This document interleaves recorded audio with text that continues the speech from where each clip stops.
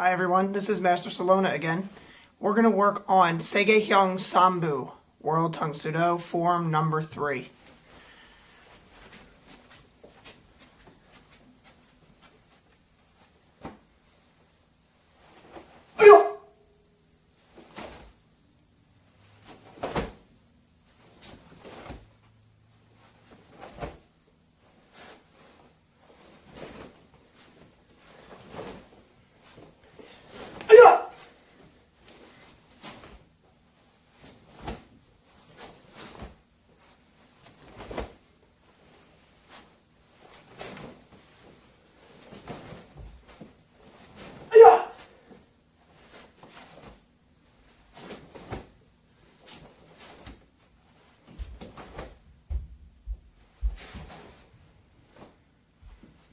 So in Sege Hyung Sambu, there's obviously some differences from the first two forms. The one's obvious. The first move is in a fighting stance rather than in a front stance.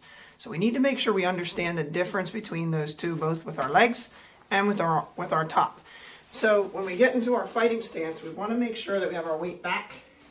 Barely any weight on that front leg. Most of our weight is going to be on the back leg.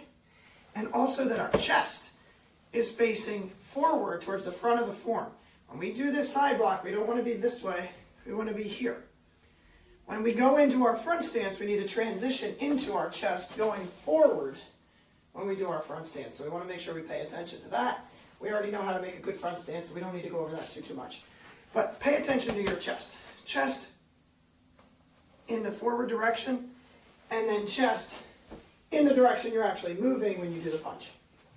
Second is when you transition from the fighting stance to the front stance, and then especially on the turn here, that we don't pick up this back foot and move it before we step.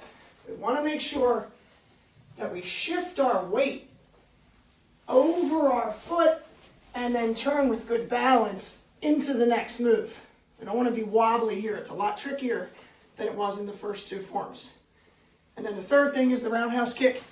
Just making sure that we rechamber the kick and put it down instead of just and drop the leg. We want to pay attention to that.